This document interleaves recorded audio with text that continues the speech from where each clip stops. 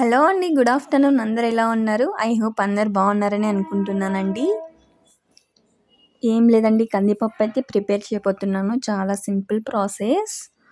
ఒక 2 గ్లాసెస్ వరకు కందిపప్పు తీసుకున్నాను. ఇలా ఒక గిన్నెలోకి తీసుకొని కందిపప్పు బాగా వాష్ చేసుకొని కుక్కర్లో అయితే కందిపప్పు వేసేసుకుంటున్నాను.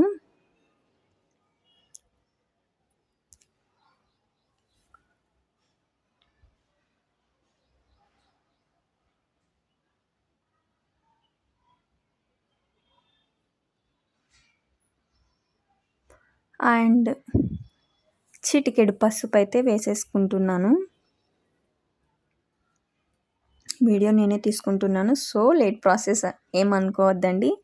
అండ్ అలాగే పచ్చిమిర్చి, మేమైతే కారంకి తగ్గట్టు అయితే పచ్చిమిర్చి వేసుకుంటాము. మేమైతే కారం కొద్దిగా ఎక్కువ తింటాము, సో ఒక 10-15 పచ్చిమిర్చి వరకు అయితే వేసుకుంటున్నాను.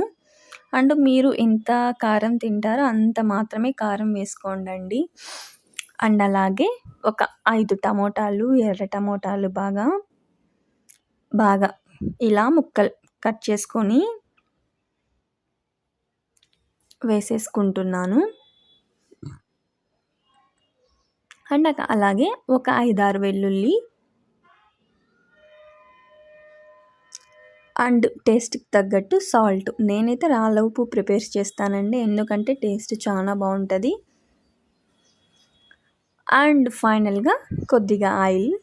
నేనైతే చింతపండు కూడా స్కిప్ చేశానండి, ఎందుకంటే టమోటాలు ఆల్రెడీ అవి పులుపుగానే ఉన్నాయి. మరి ఈ చింతపండు కూడా దాంట్లోకి వేస్తే పులుపు ఎక్కువైపోతుంది, సో పప్పు అంతా కూడా పాడైపోతుంది. మీకు కావాల్సింటే మీరు చింతపండు వేసుకోవచ్చు, నేనైతే వేయలేదు. అండ్ ఏంటా అనుకుంటున్నారా, కందిపప్పు అండి ప్రిపేర్ చేసింది, ఏం లేదు. అండ్ నా ఛానల్ ఇంకా ఎవరైనా చూడకపోతే ప్లీజ్ సబ్స్క్రైబ్ చేసి ఒక లైక్ చేసి ఒక షేర్ చేయండి. ఇంకేంటండి, దేవి నవరాత్రులు కూడా ఎలాగో స్టార్ట్ అవుతున్నాయి. అండ్ మీలో ఎంతమంది దేవి నవరాత్రులు చేస్తారండి, అది కూడా కామెంట్ సెక్షన్లో కామెంట్ చేయండి.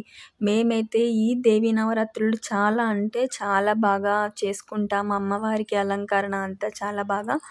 అండ్ నాకు మ్యారేజ్ అవ్వక ముందు నుంచి మా అమ్మ వాళ్ళ ఇంట్లోనే మేము ఎక్కువగా చేశాను.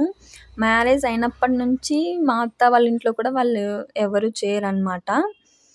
సో ఈసారి చూడాలి, అమ్మ వాళ్ళ ఇంటికి వెళ్ళాలా, మా ఇంట్లో నేనే స్వయంగా అమ్మవారిని ప్రతిష్ఠ చేసుకోవాలా అనేది ఒక డైలమాలో ఉన్నాను. అండ్ విజల్స్ అయితే వచ్చేసాయి. ఫస్ట్ విజిల్ వచ్చేసింది and second whistle waiting.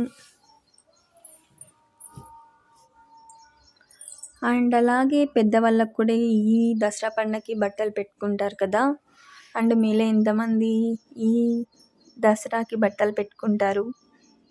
And మేమైతే ఈ ఫెస్టివల్కి బట్టలు కూడా పెట్టుకోవాలి. పెద్దవాళ్ళకి ఇల్లు కూడా క్లీన్ చేయాలి.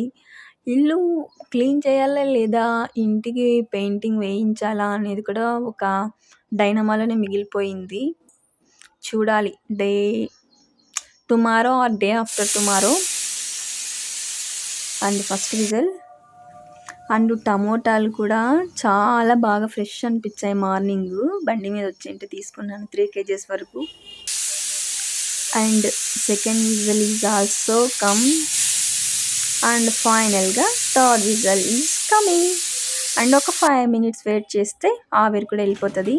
లెట్స్ గో, చూసేద్దాం పదండి. ఒకరే వీడియో తీసుకోవాలంటే చాలా అంటే చాలా కష్టం అండి. చూసారు కదా, పప్పు అయితే ఇలా మెదిగిపోయింది, మీకు కనిపిస్తుందా? అండ్ పప్పు గిత్తితో మ్యాష్ చేసుకోవడమే పప్పుని. అండ్ పప్పు అయితే మెదిగిపోయింది. ఇక్కడ ఒక ట్విస్ట్ అండి, ఆయిల్ హీట్ అయ్యే తర్వాత నేను అలాగే సిమ్లో పెట్టా అనుకున్నాను, లేదా అది పెద్ద మంటలు పెట్టేశాను. బగ్గుమని ఒక బగ్గు వచ్చేసింది. అబ్బో, మామూలుగా చూసారా, షేక్ అయిపోయింది కెమెరా కూడా, అలా అయిపోయింది. అండ్ ఆనియన్స్, వెల్లుల్లి, కరివేపాకు, ఆవాలు, జీలకర్ర, ఉద్దిపప్పు, శనగపప్పు బాగా ఫ్రై అయిపోయాయి. ఇలా పోపు వేసుకోవడమే చాలా అంటే చాలా టేస్టీగా ఉంటుంది ఈ ఆనియన్స్ వేయడం వల్ల. ఒకసారైనా కూడా ఈ సింపుల్ ప్రాసెస్ని చేయండి అండ్ నా ఛానల్ సబ్స్క్రైబ్ మర్చిపోవద్దు అండ్ సైడ్ డిస్టర్బెన్సెస్ ఏమనుకో